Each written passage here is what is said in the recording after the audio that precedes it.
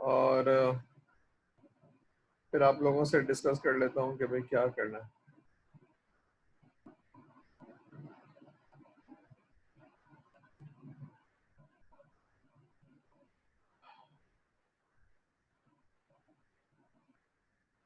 देखिए, ये असाइनमेंट को मैंने रीफ्रेज किया है। जो आखिरी वाली चीज थी मैंने खुद ही लिख दिया कि भाई ये असाइनमेंट है, ये असाइनमेंट है, you have to submit online car leasing system. अब वो कंज्यूमर फाइनेंसिंग थोड़ा सा मैं सोच रहा था कि आप लोग पढ़ेंगे, लेकिन मुझे बड़ी नाउमीदी हुई है। कार फाइनेंसिंग वगैरह छोड़ दिया मैंने, अब कार लीजिंग लिख दिया है कि कार लीजिंग का सॉफ्टवेयर बनाना है। और आप ये भी लिख दिया है कि आप कोई फॉर्मेट जो है वो स्टैंडर्ड यूज कर सकते हैं। फिर यहाँ मैंने फंक्शनल रिक्वायरमेंट कुछ मेंशन कर दिए हैं। ठीक है, मैंने उसको रिफ्रेश किया है। ठीक है, तो मैं इसको थोड़ा सा चेंज करता हूँ।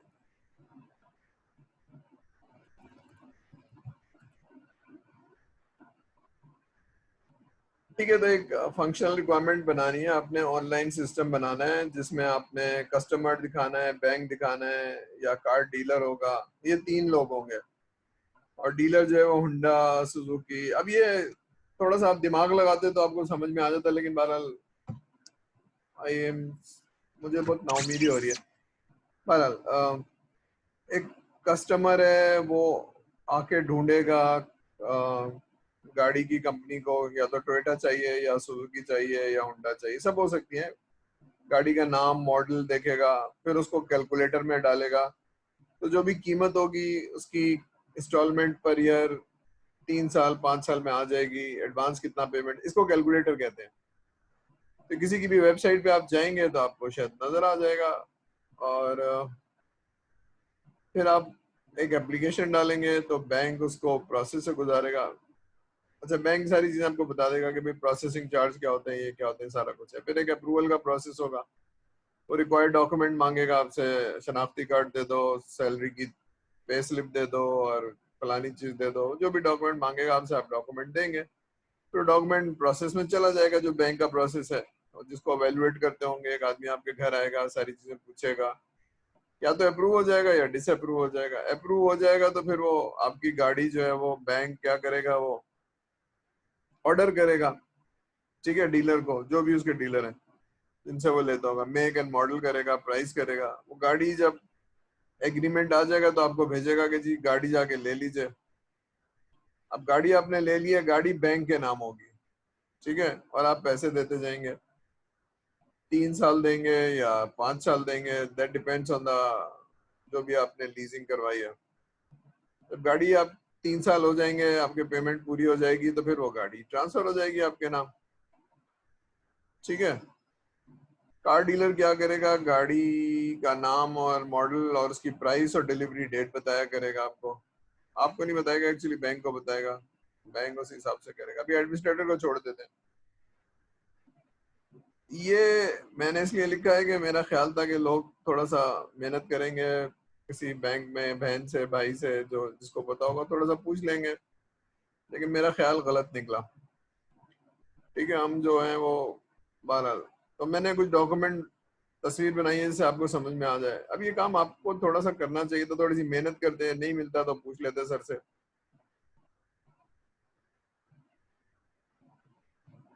आ,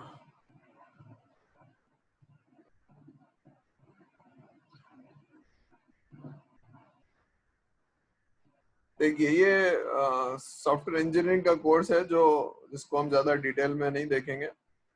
ये सर ने एक डायग्राम बनाई है ऑनलाइन कार लीजिंग की। इसको मैं जरा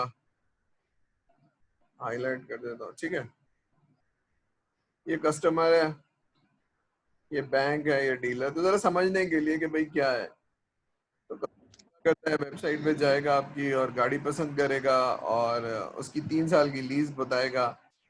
तो बैंक का सॉफ्टवेयर होगा, वो कैलकुलेट करके बता देगा कि टोयोटा लेनी है तो इतने लाख रुपए की होगी। और सर डायग्राम की स्क्रीन शेयर कर। डायग्राम की स्क्रीन शेयर कर ले। हाँ, ये बात सही है, डायग्राम की स्क्रीन शेयर कर ले। सॉरी। ठीक है, चलिए, अब नजर आ रही है आप लोगों को? Yes sir. नजर आ रही है? Yes sir. जी। अब ये यूज केस डायग्राम है जो सॉफ्टवेयर इंजीनियरिंग में पढ़ाई गई होगी, मॉडलिंग टेक्निक्स। थोड़ी सी हमने इसमें भी कोर्स में भी पढ़ी थी कि क्या होता है, इतनी डिटेल में नहीं पढ़ी थी। बस ये बताया था कि ये फंक्शनैलिटी होती है, ये एक्टर होता है और ये बाउंड्री होती है, बस ये बताया था हमने, क्योंकि हम अज्यूम कर रहे हैं कि आपने सॉफ्टवेयर इंजीनियरिंग में पढ़ा होगा। जिसने नहीं पढ़ा है यूट्यूब पे जाके 15 मिनट का वो देख ले, समझ में आ जाएगा, कोई इतना बड़ा मसला नहीं है। लेकिन आई एम सरप्राइज कि हमसे एफर्ट ही नहीं हो रही। हमारे स्टूडेंट जो ना बेचारे, वो एफर्ट लगाना नहीं चाहते, वो किसी और चीज में वक्त लगा रहे हैं, लेकिन सीखने में सिखाने में वक्त। I am very surprise. बहरहाल, तो ये किसी बैंक साइट पे जाके देख लेते हैं। आई डोंट नो, मैं किसी बैंक साइट पे जाके देख लेता हूँ, ये अवेलेबल होना चाहिए। 1 मिनट जरा मुझे देखिएगा, मैं देखता हूँ बैंक साइट पे।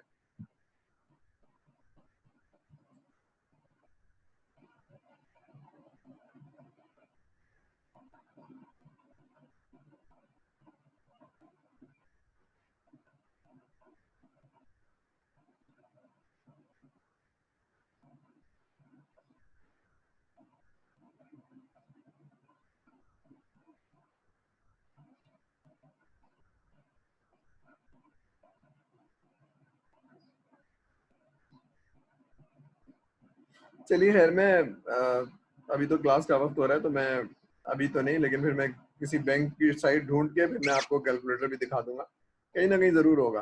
ठीक है, तो ये कैलकुलेटर होगा, वरना आप खुद ही देख लीजिएगा किसी बैंक की वेबसाइट पे जाके के कार लीजिंग या मोटरसाइकिल लीजिंग, जो भी लीजिंग है। होम लीजिंग भी होता है, होम लीजिंग में कैलकुलेटर शायद नहीं होगा। तो 30-35% आपसे चार्ज होगा आपसे, क्योंकि वो बैंक जो लोन देती है वो 12-14% पे देती है, तो उसका दुगना अमाउंट वो आपसे लेगी। ठीक है, अप्रोक्सीमेटली। तो अगर वो 10 लाख की गाड़ी है तो उसमें 30% ऐड कर देगी, वो 13 लाख की गाड़ी हो जाएगी। 20 लाख की है तो 26 लाख की हो जाएगी। ठीक है, क्योंकि वो आपको पैसे उधार दे रहा है ना, तो कैलकुलेशन हो जाएगी आपको। अगर आपकी 5 साल की लीज है तो पेमेंट बड़ी हो जाएगी, सॉरी छोटी हो जाएगी। अगर 3 साल की है तो पेमेंट कम हो जाएगी थोड़ी सी, लेकिन हर महीने आपको ये अमाउंट देनी है। तो ये आप देख लीजिए। तो आपको गाड़ी पसंद आती है, लीजिंग के एग्रीमेंट आप कर लेते हैं कि हाँ जी मैं महीने के इतने पैसे दूंगा, तो आप एक एप्लीकेशन देंगे। एप्लीकेशन बैंक के पास जाएगी और बैंक या तो अप्रूव करेगा या डिसअप्रूव करेगा। अप्रूव कर लिया तो आप गाड़ी आपकी हो गई। मतलब जब भी वो ये अब ये बैंक करता है, ये आपसे कुछ ताल्लुक नहीं होगा। बैंक कार ऑर्डर करेगा, लीजिंग टाइम बताएगा, आपको बता देगा, आप जाके गाड़ी वहां से पिक कर लेंगे। ठीक है, उससे पहले आपकी एग्रीमेंट, चेक वैक, जो भी बैंक की एप्लीकेशन है वो सब हो चुकी होगी। फिर आप लीज पेमेंट करेंगे। जब आपकी पेमेंट हो जाएगी 3 साल के बाद, तो गाड़ी आपकी हो जाएगी। ठीक है, तो ये अब ये इंक्लूड और एक्सटेंडेड अब ये थोड़ा सा मैं बताता हूँ, लेकिन ये इस कोर्स का पार्ट नहीं है। इस कोर्स का पार्ट ये है कि हम रिक्वायरमेंट में क्या लिखेंगे जिससे हमें समझ में आ जाए कि कार लीजिंग सिस्टम में क्या बनाना है, कौन सी फंक्शनैलिटी होगी, कौन से स्क्रीन होंगे। अभी थोड़ी सी अकल लगाएंगे, गलती करेंगे, सर बताएंगे तो हो जाएगा, लेकिन हम कोशिश ही नहीं करेंगे। तो वेरी सरप्राइजिंग किस्म के मैसेजेस के सर सारा कोर्स पढ़ लिया, या एसआरएस का पता ही नहीं है, एसआरएस क्या होता है समझ में नहीं आ रहा है। तो इसलिए मैंने ये थोड़ा सा बनाया था रात को बैठ के। तो ये क्या है, ये सोल्यूशन है आपके असाइनमेंट का। जो आपने करना था वो मैं काम कर रहा हूँ। ठीक है, तो इसमें कोई चीज नहीं समझ में आ रही है तो पूछ लीजिए। ये सारे काम बैठ के थोड़ा सा कर लेते तो सीख लेते, नहीं करेंगे तो कोई सीखेगा नहीं, कोई आई डोंट केयर। लेकिन बहरहाल चलिए, अब ये थोड़ा सा यूज केस क्या होता है। यूज केस में जब आप भी एप्लीकेशन भेजेंगे तो इंक्लूड क्या होता है, एक्सटेंडेड क्या होता है। अगर ये प्रोसेस का हमेशा कोई सबसेट चलेगा, ये सुपरसेट है और ये सबसेट है, यानी जब भी आप एप्लीकेशन देंगे तो अप्रूवल का प्रोसेस तो हमेशा चलेगा, तो ये इंक्लूड हो गया। और कभी अप्रूव होगी और कभी नहीं होगी तो ये एक्सटेंडेड हो गया। जो हमेशा चलेगा वो इंक्लूडेड होता है, उसका सबसेट हो जाता है, एक्चुअली चाइल्ड हो जाता है। ये इसका चाइल्ड नहीं है, ये उसका एक्सटेंशन है। कि जब भी आप एप्लीकेशन देंगे तो कभी अप्रूव होगी, कभी नहीं अप्रूव होगी, तो वो एक्सटेंशन कहलाती है, एक्सटेंडेड कहलाती है।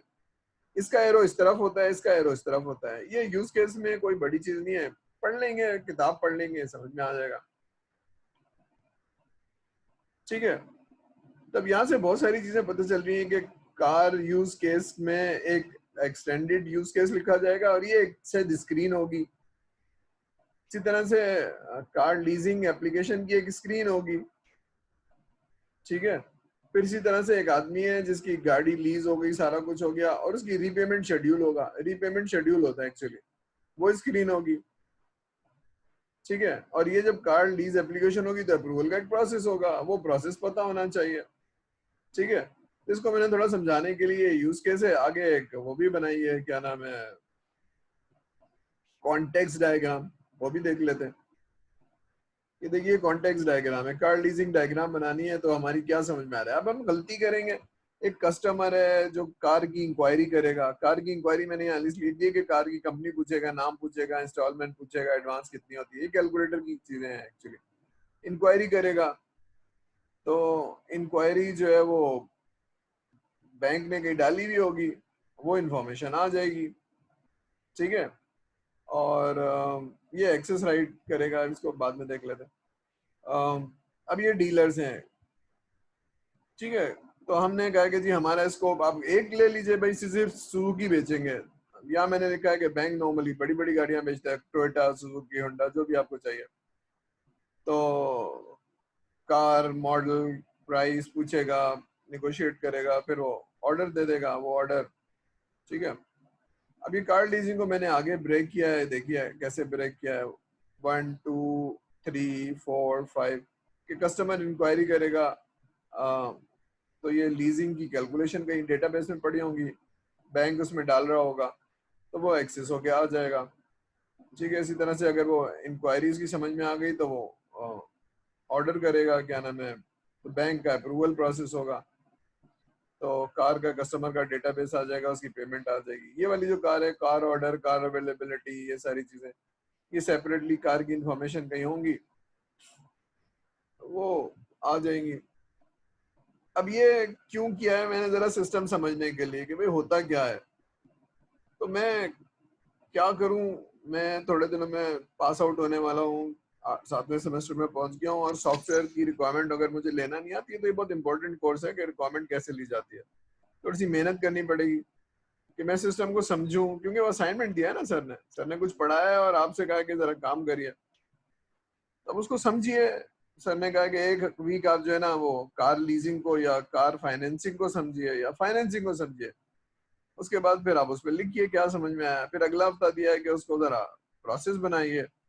फिर अगला हफ्ता दिया था कि उस प्रोसेस को आप किसी anybody who has link in the bank, उससे पूछ लीजिए, बहन भाई हो या कोई फोन हो या बराबर में बैंक हो, तो जाके भाई मैं गाड़ी लेना चाहता हूँ, अब्बा गाड़ी लेना चाहते हैं, जरा फॉर्म दे दीजिए, बता दीजिए। ये थोड़ा सा आधा घंटा लगता है जाके बात करने में, पूछने में, फॉर्म ले आते हैं, फॉर्म से पता चल जाता है। ये अप्रूवल वाला प्रोसेस है एक्चुअली, वो बता देता है शनाख्ती कार्ड चाहिए, अब्बा की पे स्लिप चाहिए, और जो भी डॉक्यूमेंट चाहिए।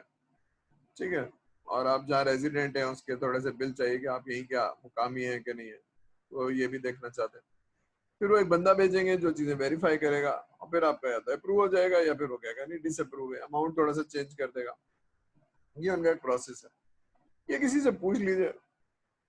ठीक है, अब हम सॉफ्टवेयर इंजीनियर बनने जा रहे हैं तो हमें थोड़ा सा रिक्वायरमेंट लेना आना चाहिए।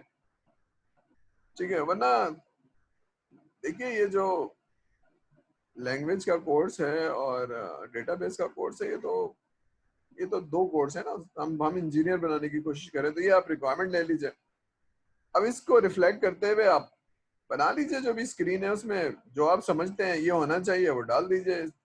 एक स्क्रीन, दूसरा स्क्रीन, तीसरा स्क्रीन, उस स्क्रीन को मैप कर दीजिए डेटाबेस से, तो ये आपको समझ में आ जानी चाहिए कि इसमें से स्क्रीन नजर आ रही है आपको, इसमें से डेटाबेस नजर आ रही है, तो ये आपकी रिक्वायरमेंट बन जाएगी। या यूं समझ लीजिए जो सेक्शन 3 था, मैं फिर दिखा देता हूँ। सेक्शन 3 जो हमने सेकंड लेक्चर पढ़ा था ना,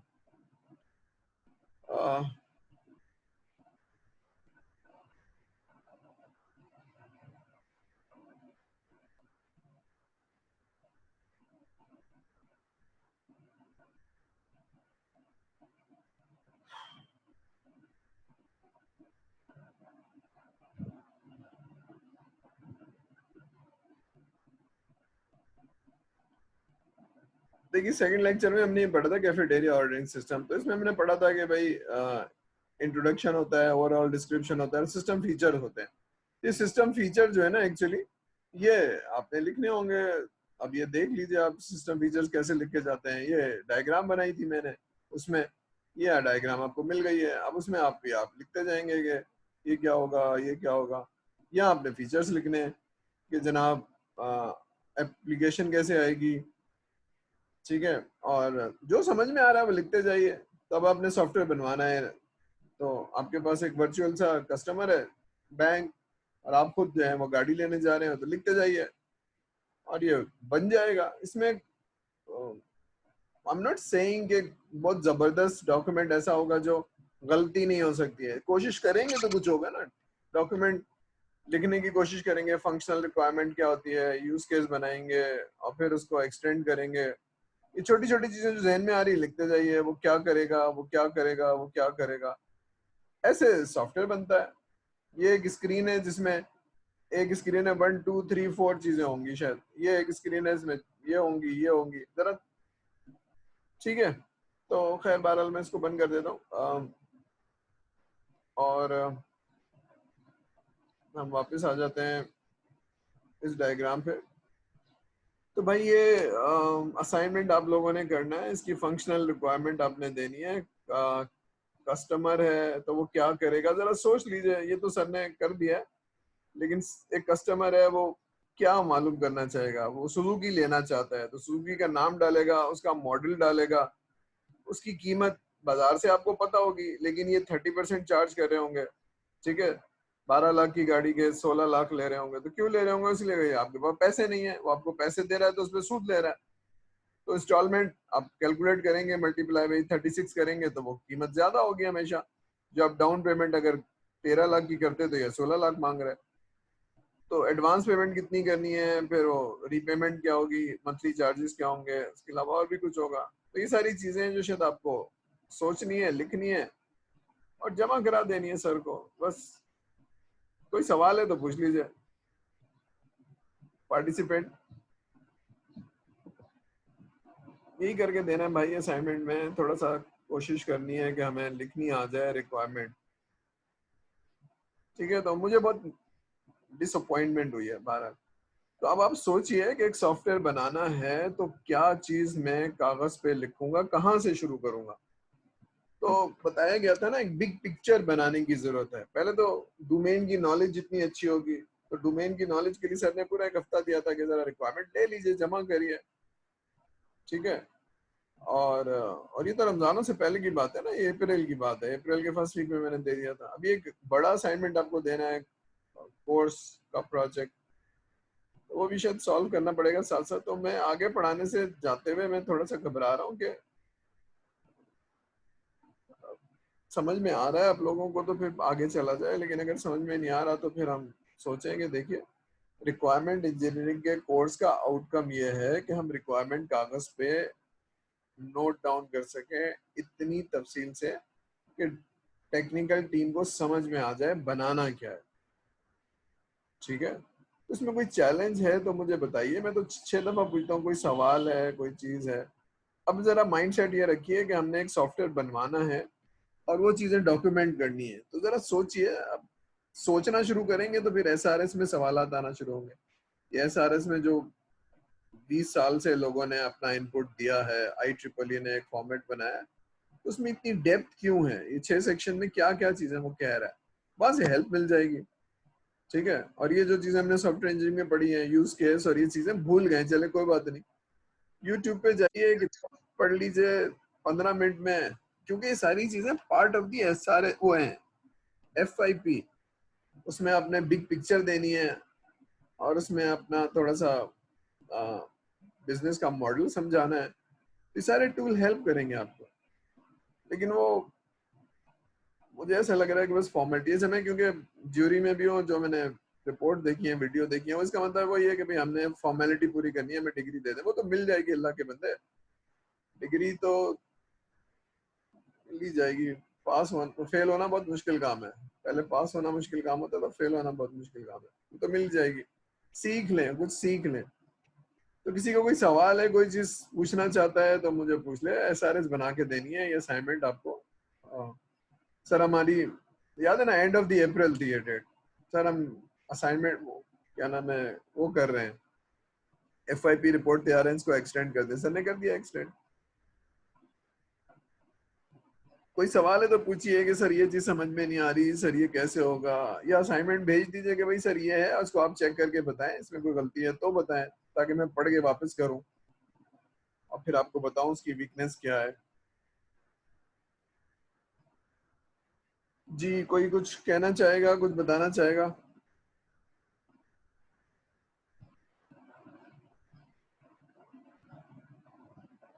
भाई कुछ कहना चाहेगा या मैं बस अटेंडेंस ले लूं? I should not ask any question. मैं थोड़ा डिसअपॉइंटमेंट हुआ आप लोग की परफॉर्मेंस से, इसलिए थोड़ी सी तकलीफ हो रही है मुझे आज।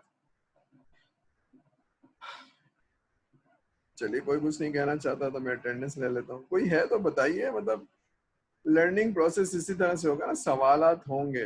अब ठीक है, आपके सवालात ऐसे थे जिससे बहुत ही बेसिक किस्म की, कैसा एसआरएस में क्या होता है, कैसे होता है, तो अब लिख दिया मैंने। इसको थोड़ा सा सोच के बनाइए, ये सब चीजें डालिए, फिर उसके अंदर आप एक डमी स्क्रीन डालिए कि ये स्क्रीन होगा, ये स्क्रीन होगा, ये स्क्रीन होगा, ये रिपोर्ट होगी, ये रिपोर्ट होगी, यही होगा ना। कार डीलर होगा, नाम होंगे, प्राइस होंगे। इसको थोड़ा स्क्रीन फॉर्मेट में ले आएंगे। स्क्रीन फॉर्मेट में लाएंगे तो इसके बैक एंड में डेटाबेस भी चाहिए होगी स्टोर करने के लिए। तो इन चीजों से सॉफ्टवेयर की रिक्वायरमेंट बन जाएगी। लोग इसी तरह से सोच रहे हैं या किसी और तरह से सोच रहे हैं? मैं थोड़ा सा मैप नहीं कर पा रहा हूँ कि चैलेंज है क्या, थिंकिंग का है या लर्निंग का है या बैकग्राउंड का है। कि कोर्सेज जो हैं बाकी प्री रिक्विजिट जो कोर्स है ना, सॉफ्टवेयर इंजीनियरिंग का कोर्स, प्रोजेक्ट मैनेजमेंट का कोर्स, डेटाबेस का कोर्स, प्रोग्रामिंग का कोर्स, उसमें अगर चैलेंज है तो फिर ये वाले कोर्स में थोड़ा सा चैलेंज हो रहा है। तो सर दोबारा से रिवाइज कर लेंगे, कोई मसला नहीं है, आपके साथ बैठ के एक्स्ट्रा टाइम दे देंगे। लेकिन सीखना तो जरूरी है ना खाली। चलिए हम अटेंडेंस ले लें, इसके बाद बात कर लें। यार चलिए अटेंडेंस कहाँ है? अटेंडेंस एक मिनट।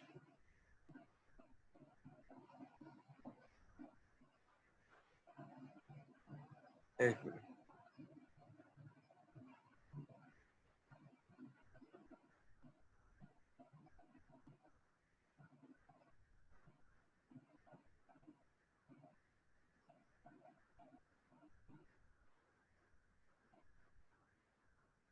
चलिए जरा अटेंडेंस बोल देंगे। अस्मा अब्दुल लतीफ, अस्मा, अस्मा है, मोहम्मद अब्दुल्ला। अच्छा मैं जरा चैट भी एंड कर दूं क्योंकि मुझे लोगों की, एक मिनट। जी मोहम्मद अब्दुल हैं, नैयर अहमद, नैयर, मुझे आवाज नहीं आ रही है। जिनसर, जी सही है। Mohammad Kashan, Shahzad Ali, present sir. सैफ अली खान। काशान है लेकिन इनका माइक नहीं चल रहा। काशान है लेकिन इनका माइक नहीं चल रहा, कैसे पता चला आपको? Saif Ali Khan, Tabish Ali Khan, present sir. Jawad Ali Mughal, present sir. Ali Anwar, present. Talha Arif, present. अतर आजम, अतर का मैसेज आया सर। माइक जी सही मैसेज है। साद बिदानी, साद, आमना फ़हीम, आमना, असद हाशमी, उनका मैसेज आया। असद हाशमी का मैसेज है। Mohammad Hasnain, Hasnain, Shahryar Hasan, present sir. अरबाज खान,